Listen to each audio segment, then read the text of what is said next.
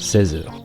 Un ciel bleu immaculé, des oiseaux qui chantent, une odeur de gazon fraîchement tondu. Le paradis est une odeur, et ce dernier se situe sûrement ici. Un tableau parfait, digne d'un Vermeer. Un homme d'une prestance incroyable éclabousse la rue de par son charisme. Son aura impose le respect, son regard transperce l'horizon avec une intensité dramatique. Tel un conquistador prêt à en découdre avec la vie, il remet en place la pliure qui souligne avec grâce et élégance son imposant paquet. Ce magnifique tableau n'est gâché en rien, ni par l'ouvrier derrière lui, penché sur son échafaudage bancal, exposant fièrement une révolue si profonde qu'elle semble vouloir s'enraciner dans le patrimoine architectural local. À elle seule, elle mérite son propre code postal. Le voici désormais complètement courbé, tentant en vain de récupérer une petite vis tombée dans une rainure. Ce dernier se gratte la tête, puis il marmonne en se demandant si celle-ci était réellement vitale à son échafaudage. Il n'en sait rien, il joue avec le destin comme un aveugle jouerait à la roulette russe. Il connaîtra la réponse d'ici quelques heures, suspendu dans le vide, avec pour seule réponse 14 jours d'ITT.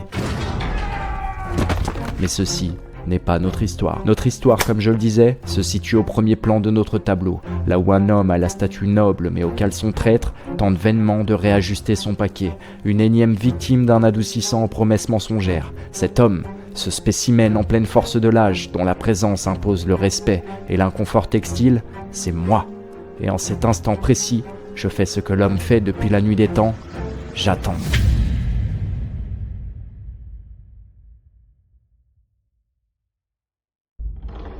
C'est fou, mais quand vous attendez précisément quelqu'un, cette personne n'arrive jamais. C'est comme s'il y avait un comité de petits mecs en costard qui régissait tout ça.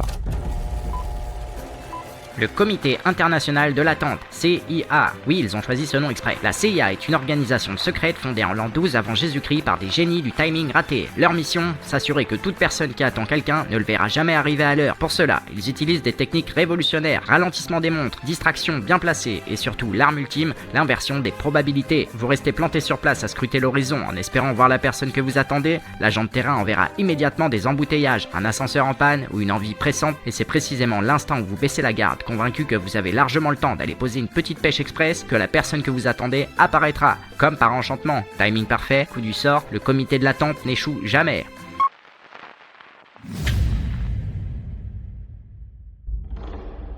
Mais cette fois, je me ferai pas avoir. Je vais rester là, scruter le bout de la rue et déjouer le système.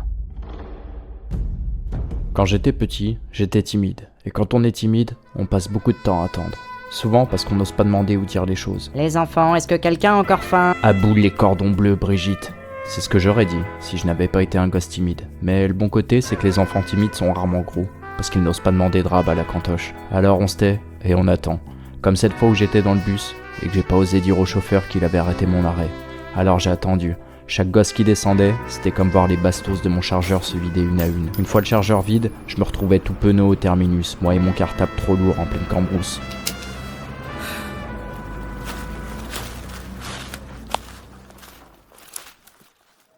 Quelques années plus tard, j'étais plus vraiment timide, mais j'attendais toujours. Cette fois, j'attendais sur le quai d'une gare. J'attendais une femme qui, sans le savoir, ou peut-être que si, n'arriverait jamais. C'était pas la plus longue des attentes, mais peut-être la plus douloureuse. Pauvre petit homme naïf, clairement dans le déni. Excusez-moi, monsieur le guichetier, mon amie doit arriver en train, mais je pense qu'elle a dû le louper. Et je crois qu'elle n'a plus de batterie sur son téléphone parce qu'elle me répond pas. À quelle heure arrive le prochain train ? Il n'y en avait pas d'autre. C'était le dernier.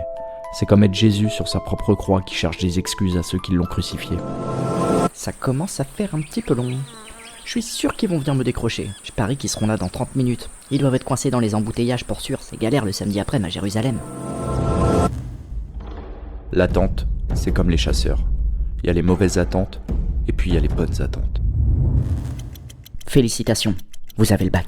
Félicitations, vous êtes le millionième visiteur. Vous gagnez un tractopelle flambant neuf. Merci d'ajouter vos coordonnées bancaires. Veuillez patienter. Un technicien passera à votre domicile entre 8h et 20h. Les résultats sont bons. Vous n'avez pas de cancer de la couille. Votre temps d'attente est estimé à 12 ans. Cette vidéo démarrera juste après une page de pub. Veuillez patienter. Félicitations, votre dossier a été accepté. Vous êtes maintenant l'heureux propriétaire d'un prêt sur 92 ans. Attendre. C'est un garçon. Il pèse 3,2 kg. Des bonnes attentes, des vraies.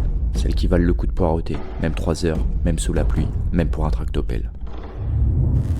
Selon une étude très sérieuse du docteur McHouy, chef de notre département des statistiques dérangeantes mais difficiles à contester, un être humain passerait en moyenne 6 mois de sa vie à faire la queue pour des papiers, des tickets, des sandwichs triangles ou une autorisation de vivre. 27 jours à attendre son bus, son métro ou son TER supprimé pour des raisons techniques. 4 mois à fixer des feux rouges en espérant qu'il vire au vert par la seule force du regard. Et plus de 400 heures de sa vie à subir des pubs au cinéma avant que le film ne commence. Et ça, c'est sans compter le temps passé à attendre les gens en retard. À l'échelle d'une vie, on parle de plusieurs années entières dédiées à l'attente. Une vie à cliquer sur ignorer la pub dans 5, 4, 3, à suspendre nos vies pour des choses qu'on ne contrôle pas. En bref, on passe notre vie à attendre la pub, les feux rouges, les ascenseurs, les files d'attente. À attendre que la pluie s'arrête, puis que la pluie arrive. On attend le bonjour, puis on attend l'amour, puis on attend la mort. Et si on n'attendait pas? Et si frénétiquement, on allait droit au but? Sans détour, sans GPS, sans feu vert. J'ai donc décidé de vous conter 3 histoires de kidam qui ont décidé qu'ils n'avaient pas le temps d'attendre. Pas le temps de niaiser, pas le temps d'avoir pas le temps. Numéro 1. Roméo en jet. Décembre 2020. La planète entière tourne au ralenti. Tout le monde attend. Un vaccin, un feu vert, une autorisation préfectorale tamponnée par Jésus lui-même. Notre héros s'appelle Dale McLogan, 28 ans, couvreur écossais, tête brûlée en rupture conventionnelle avec la logique. Quelques semaines plus tôt, sur un chantier sur la très fermée île de Man, Dale tombe sur une femme, une charmante locale. Le genre de meuf qui sent le risque et le gel hydroalcoolique. Ils s'échangent leurs contacts, des regards et des promesses. Puis il repart chez lui en Écosse. Les jours passent et les deux échangent frénétiquement. Visio, sexto, emoji pêche en rafale. Le mec vit littéralement à 2 doigts d'un AVC sexuel. Il dort avec son iPhone dans une main et un rouleau de sopalin dans l'autre. Ses baloches, 2 enclumes sous pression. Chaque FaceTime est un feu de détresse envoyé au ciel.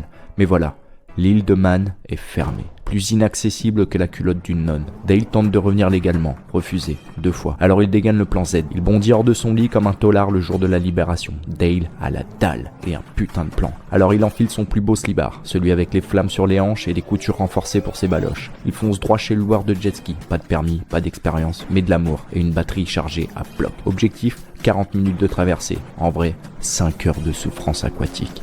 Pas de GPS, pas de carte, pas même un sandwich triangle ou une bouée canard. Juste la mer et ses grosses baloches.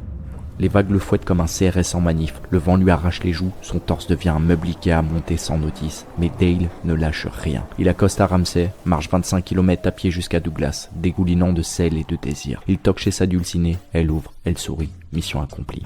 Le lendemain, cueilli par les flics, jugé et condamné à 4 semaines de tôle pour avoir bravé les règles sanitaires. Mais 4 semaines, c'est quoi face à l'amour? Le grand, celui qui te fait traverser un bras de mer en slibard fluo. La relation n'aura duré que 4 mois. 1 mois en cabane, 3 dehors, mais peu importe. Ce jour-là, Dale a niqué la tente. Lui, il a foncé, droit au but, dans une mer glaciale, sur un jet ski, avec pour seule arme sa gaule de spartiate. Une légende locale raconte que certains soirs de pleine lune, on peut entendre encore les clapotis des porces de Dale frapper l'océan.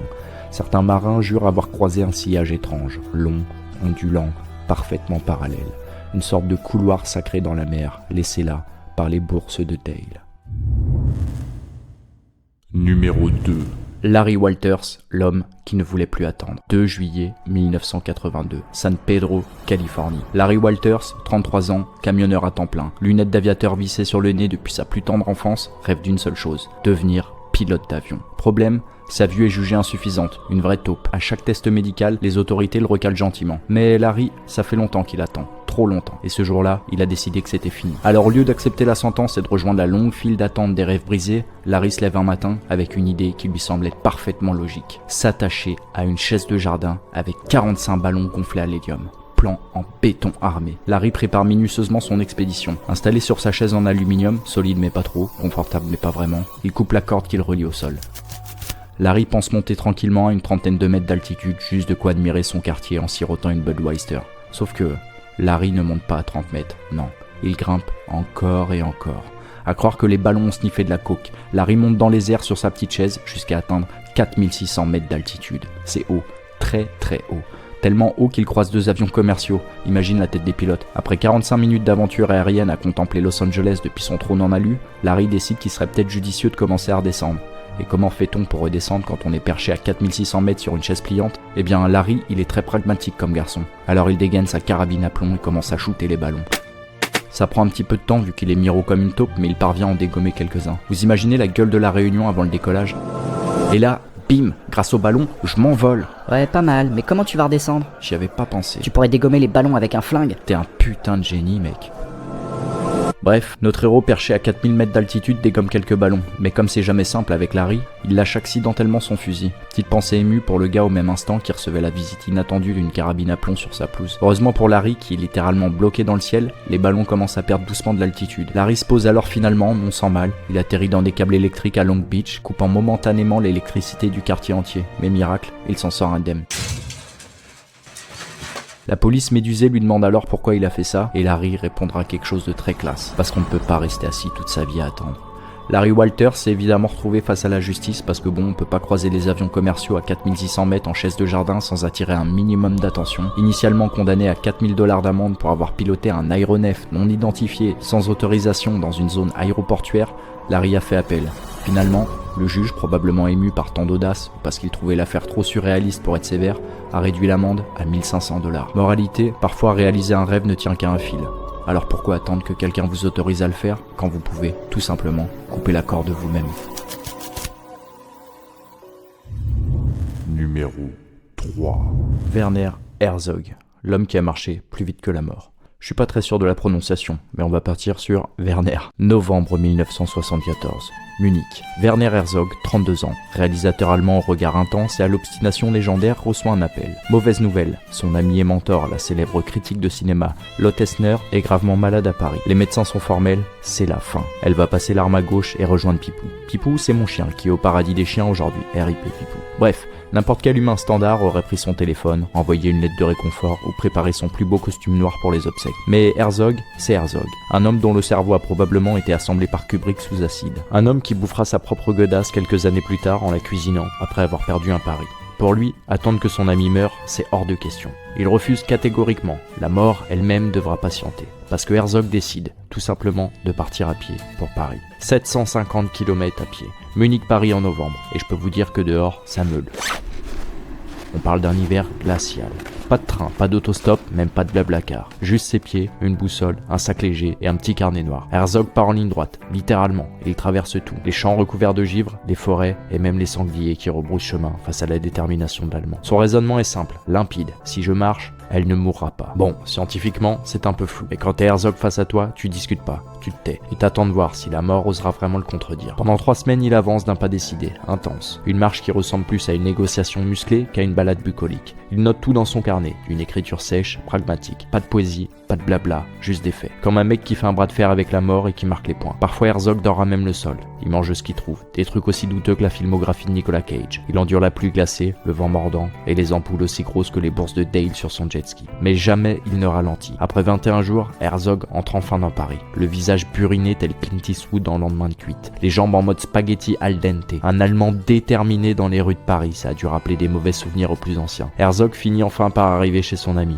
Épuisé, mais vivant. Son amie Lotte, vivante, elle aussi. La mort ce jour-là avait sagement attendu. Herzog raconte tout ça dans son livre Sur le chemin des glaces. Certains diront qu'il était juste fou allié, mais je préfère dire qu'il était fou de courage, de détermination, d'amitié. Un mec qui a mis la mort dans la salle d'attente du destin, en lui murmurant calmement « Bouge pas, on va discuter dans 750 km ma grande ». Je sais pas si vous réalisez, mais ça représente 36 bornes par jour à une allure moyenne de 4 à 5 km/h. Herzog c'était littéralement une mobilette humaine. Enfin, une mobilette, pas ouf non plus. Plutôt une vieille moto bécane rouillée qui broute dans les montées et qui fume noir dans les descentes. Mais elle avance bordel.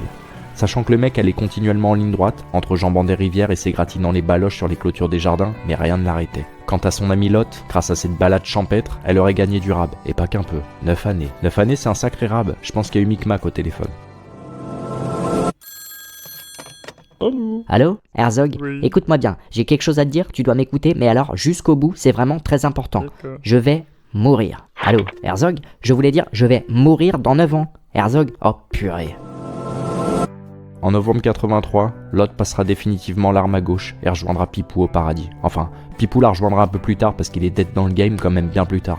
Mais j'espère qu'elle te fait plein de caresses là au Pipou. Lotte vivra assez longtemps pour contempler encore quelques levées de soleil, déguster du bon café et voir son pote Herzog bouffer sa propre chaussure en public avec un peu de persil après avoir perdu un pari. Et ça n'a pas de prix. Errol Morris, mon pote, écoute-moi bien, si tu as réussi à finir ton foutu film, ce qui n'arrivera pas vu que t'es aussi efficace qu'une tringle à rideau sans rideau, moi, Werner Herzog, je te jure sur tout ce que j'ai plus de sacré, que je graillerai ma propre godasse devant tout le monde. Voilà, c'est la fin de cette histoire. Et si on devait retenir une chose de ces 3 récits, c'est qu'au fond, attendre c'est un choix. Parfois on attend parce qu'on nous a appris à attendre. parce qu'on pense que c'est sage et raisonnable. Mais la vie, elle n'a rien de raisonnable. Ce que nous montrent Dale, Larry et Werner, c'est que la vraie audace, celle qui fait bouger les lignes, elle commence toujours par un refus. Le refus d'attendre qu'on nous donne l'autorisation. Le refus de voir nos rêves moisir au fond d'une file d'attente. Alors oui, parfois ça nécessite un jet ski volé, une chaise de jardin ou une marche forcée en plein hiver. Mais surtout, ça nécessite une chose qu'aucune autorisation ne pourra jamais nous donner, le courage d'agir. L'attente n'est jamais une fatalité, c'est juste un silence qu'on remplit avec ce qu'on veut, parfois avec du vide, parfois avec de l'audace. À vous de choisir comment meubler le silence. Et comme le disait si bien notre ami Larry, parce qu'on ne peut pas rester assis toute sa vie à attendre. Alors foncez. Quant à moi, je crois que mon chauffeur vient d'arriver, et je crois que j'ai officiellement niqué la CIA. Merci, et surtout, abonnez-vous si vous avez kiffé, d'autres trucs vont pas tarder à sortir. Voilà, salut.